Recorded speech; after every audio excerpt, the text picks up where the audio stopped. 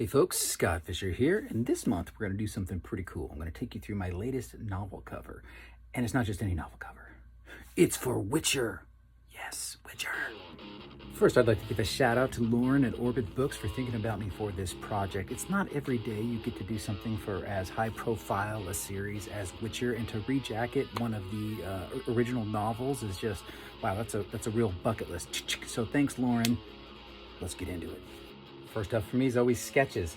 They wanted a more chill scene for this Witcher novel cover, so Witcher on Roach with Dandelion kind of walking through the woods, but it is Baptism of Fire, so I thought, oh man, I'll have a fire one too, but sure enough, they went with the chill one, which is kind of nice. I don't often do a real quiet moment illustration.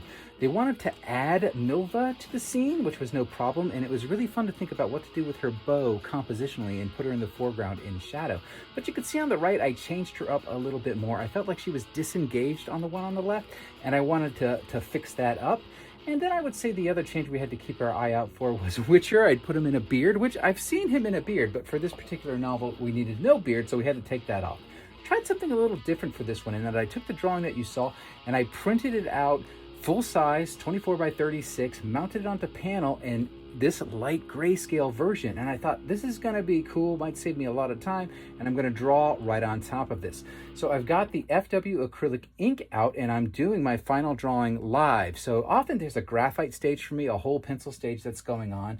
So instead of doing that this time, I went straight in with the pen, and you can see that I'm switching back and forth between the dip pen and the brush to get it going on. And I have these little cups of paint that I've mixed up that I'm always dipping in. So sort of a red brown. And you can see a lighter brown there where I'm actually having to sketch out some of the design because I hadn't figured it out earlier because it was still my sloppy underdrawing.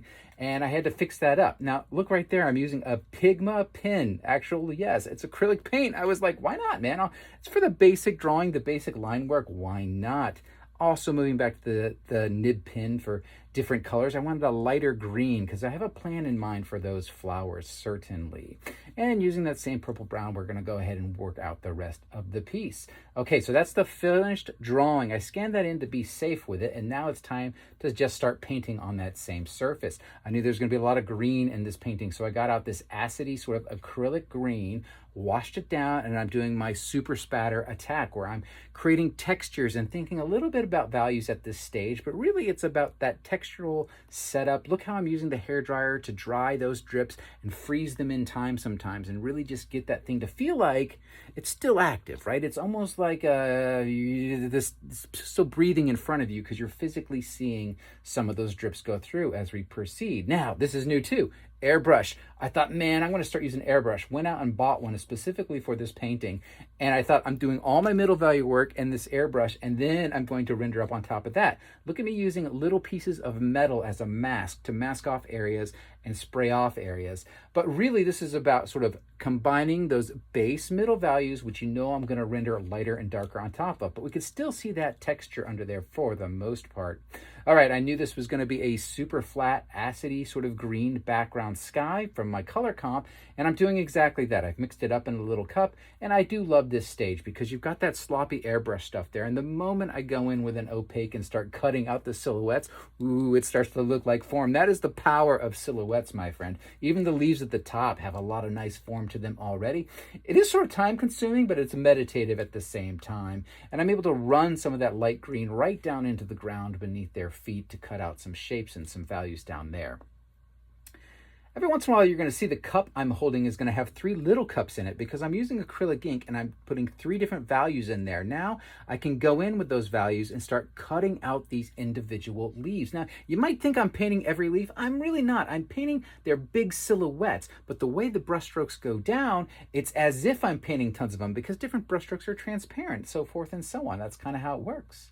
Using the same almost gouache attack, I painted up those trees there, which are pretty flat with just a little bit of value pushing them lighter and darker. And now I'm going in with a nice flat brush and cutting out those dark forms of Roach the horse. Again, it's that silhouette realization, right? So now you see the saddle silhouette, you see his leg silhouette popping off of the horse. And that's the kind of game I love to play. And that's why your silhouette game is so important when you're designing and making art. I don't do a lot of horses in my art, so I definitely had reference for this, and I paid special attention to it because Roach obviously has a special place in the show, and he's quite the character. And I love that Roach is sort of the only thing making eye contact at us. I also did something very interesting where I took the bow and I tangented the bow with the horse's head. That is a purposeful move, my friend. Tangents are bad unless they're good. And I wanted to draw some attention right there and add that little bit of, so you couldn't look away. And I tried a lot of things. I moved the horse in, I moved it out, and in the end, I liked it right on that tangent. But look, really, it was a middle value that I established with the airbrush. I went in with the brush, I did those darker areas. I'm using one value of light to work up to highlight on this at this moment with a variety of cross-hatching and back and forth. Look how much form I'm able to get just simply with really 3 values. Because of the transparency of paint, it looks like a lot more values is going down, but it really isn't. Careful casting of shadows from the harness and the rigging, that's all part of it, my friends. And thinking about cross-hatching, like if you look at the cheek, you can see where I'm cross-hatching details. There you go, nice little shot of it. But it's a lot of illusion, honestly. Going for those base middle values again, I knew that Dandelion was going to have a very light shirt, even though it's not light. It's actually a really light blue-green. It's not white. I mean, it's a light blue-green. And I wanted him to be in these purples and greens, and I kind of have fun with green all over this paint, to be honest with you. So that's a really fluorescent kind of green, doing the piping around his outfit and setting him up. But honestly, again, guys, because my silhouette was there, it's a matter of just knocking in a core shadow, putting on a couple highlights, and you're good to go.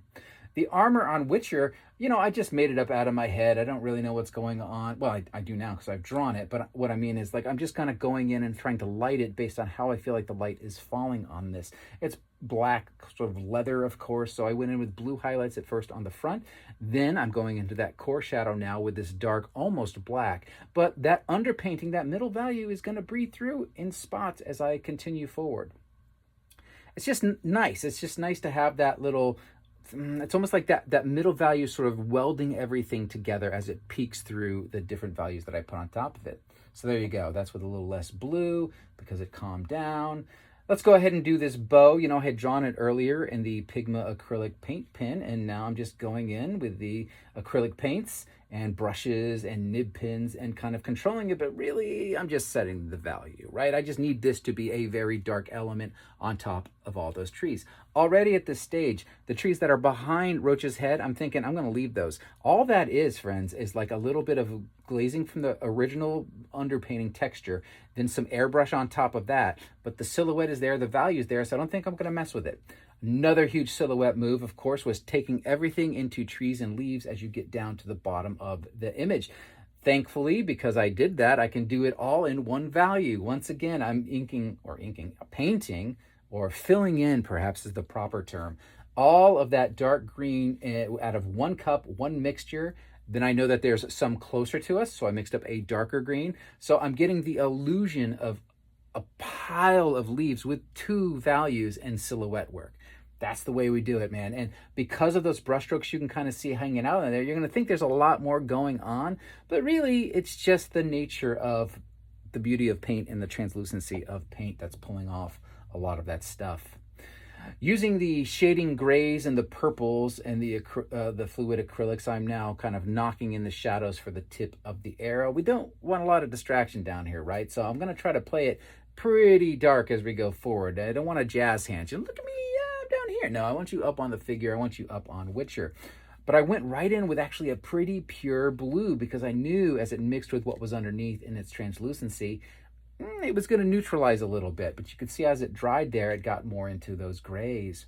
But now that I established its base middle value, I'm going in with some darker detail work. But again, we don't want to draw the eye down here, so it's going to hang out in those values and stay pretty quiet. This shows you how chaotic it really is, friends. This is my palette. It's just a mess I'm like a mad scientist adding chemicals together. All right, breaking out the paint pen again. I lost a lot of our drawing, or at least it ghosted up so high I was worried about losing it. So I went in with the Pigma paint pen. This is the brush one, has the brush built into it, and re-inked, I guess, everything that's going on in there because I'm going to do washes on top of it and push the hair darker. If I had done that without re-inking everything, I wouldn't have been able to see my lines anymore, and I wanted to be able to see those lines. That's me ghosting it out with a little bit of medium first because the pen dried super matte, right? And so then I didn't know the true value of it until I put a little bit of varnish on it or airbrush medium on top of it to calm it down. Now I'm able to go in with the alizarin crimsons and put it right on top of that hair, and instantly we still see those lines. We got that form, we got that mask going on, and now I can go in sort of in the shadow areas with a little bit of extra purple, a little bit of brick red in there, a little purple mixed in there. You can see how dark it is in the cup.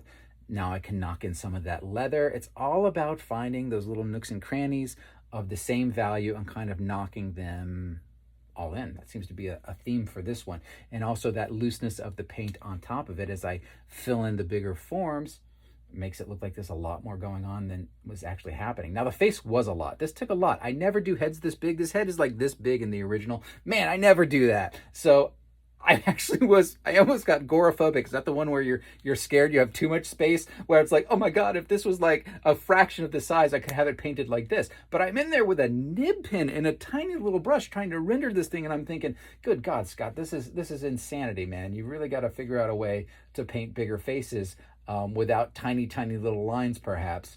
But anyway, it worked out. And I kind of started enjoying it because I was able to work those crosshatch lines. You see me rendering it in. Work those crosshatch lines, pull you directionally around the form of the skull that's underneath there, slowly building up my highlights. But this is the key, resisting the urge to take that all the way to a white highlight. She's got to stay in the shadow. That's kind of scary for me. I almost never put people completely in a shadow, right? But she needed to be, because if she was fully rendered, she would compete with our other two figures. And I wanted her to be sort of like, not a secondary read, but I wanted her to sit back a lot more. And as I'm working on her, I'm already kind of thinking about that. Like, all right, man, we got to be careful. We don't want to go too bright with her. So we'll see how much I wind up knocking her back as we go forward. Also wanted to do that blue stripe of makeup across the face just to make it a little bit more visual interest down there. Knocking in the hands real quick. Just again, you've got that base middle value I had there. I went in with that darker red to establish the shadow side and do some of the contouring again. And just a tiny little bit of highlighting. Again, resisting that urge. We always want to go to that super highlight. And in this case, that was not the game plan. I had to really hold myself back a little bit on those areas. All right, now I was able to work in the deep space. And maybe I should have done this before I painted the leaves, to be honest with you. But I knew it was going to go super bright red down there. Again, I'm not showing fire. It is baptism by fire. So I thought, let's at least get some red and some oranges as we travel down the piece. At the risk of it being Christmas colors, right? You got to be careful with that red and green sometimes. But I kept it neutralized enough and surrounded with enough green that I don't think that became an issue at all. Glazing some of that shading gray, golden fluid acrylic shading gray. What a great color. Because if you have an ink drawing down and you just kind of put that over, it's like a multiply tool or multiply layer in Photoshop where it just gets darker every time you go over it. Same cross-hatching technique to kind of render up that fist there, holding the bow and arrow. Lot of like, bigger moves going on, but it's time to paint Dandelion. Let's ink that hair in. Piece of cake. I knew where that was going to go, and with that value established, interesting, right? Because it pops off the horse's butt. It's all about those value controls. So you get a little darker with that hair, pops off the horse's butt. Now this is the opposite problem. This face is so tiny. I'm like, I need something in between, people. I hate painting tiny faces. Look at that. I mean, look how big my hand is compared to that tiny face. It was absolutely ridiculous. And if I wasn't going to paint this thing 5 feet tall, this is kind of just the way we had to work it out, my friends. So, okay, we got it rendered in, no problem. Let's start to get on Witcher. Went with that white hair first, ghosted it in, and now I'm kind of laying in the lit side of his face first before I go too much into the shadows. And once I got that up on the temple, I'm now pushing those shadows a little bit darker, a little bit of extra highlighting on some of those hair forms and pulling us around a little bit more. You have to be careful with faces this small. If you do too much detail, it'll stiffen up too much. It'll look overworked. So the key for me on this face was not to overwork it. That was super important to me. And let the values, really think about them. Think about everyone I was putting down. Let them lay there. That red stuff you see on the cheek, really thinking about it, almost like it's a stencil shape. And how much form will that shape dictate? That's kind of where my brain is. Then a little bit of extra edge light coming from the sky on the front to pop his nose and profile out a little bit more. Work it down on the hands a little bit. And, just kind of, usually I do that. I like go down to the hands for a second so I don't look at the face, and then I can go back to the face. But okay. This might be the funnest part of the whole piece for me, because look at that, a huge palette. That's just a massive color. Almost looks like I have a fried egg on there or a poached egg or something. I'm just having a blast in this grass. There's really no plan. I'm just kind of finding forms, going in and out. And this is really the most experimental part of the piece. It's really a pretty graphic piece. Lots of flats. Look at that sky. Look at those leaves. Look at all that stuff. But I went nuts in that grass, and I really had a good time doing it. I discovered, of course, that her face was not dark enough, and I'm having to go in on top of it and push everything considerably darker, especially that hair. I had to work that hair back the other direction.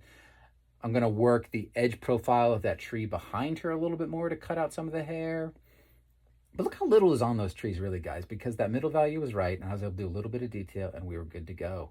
Okay, using the Pigma pen again, I drew in the bowstrings. That was great. To do that with a long liner brush is tough, man. It's all acrylic, so why not go in with the acrylic paint pen here and just draw a quick little string line, trying to guess where that bottom string is going to go. Yeah, maybe here, I'm going to measure it here, then I'll copy it down over there. Yeah, that's okay. Okay, I'll use that. That's going to work. That'll be close enough because it's mostly hidden anyway behind the bushes and her arm. A little bit of highlighting on it. Then I thought, why don't we go ahead and do a little straight edge highlighting on the arrow itself. And heck, I moved it onto the figure as well. I decided I need to rework this relationship between the hare and the horse a little bit more, get it to pop off a little bit more. So I dove back in there for a second. And there was a blemish I had to clean up on the side. And what a pain, because I custom mixed that color days ago. I had to try to re-find it. It was so hard, guys. But we found that spot. You can kind of see where it's a little darker still. And this, my friends, is the finished cover. It was a total treat to do. As I said, this is a 24 by 36 painting. It's got some fun stuff for me in that it's got a lot of texture. It's got a lot of really fun brush strokes, but also I got to do a lot of super graphic stuff.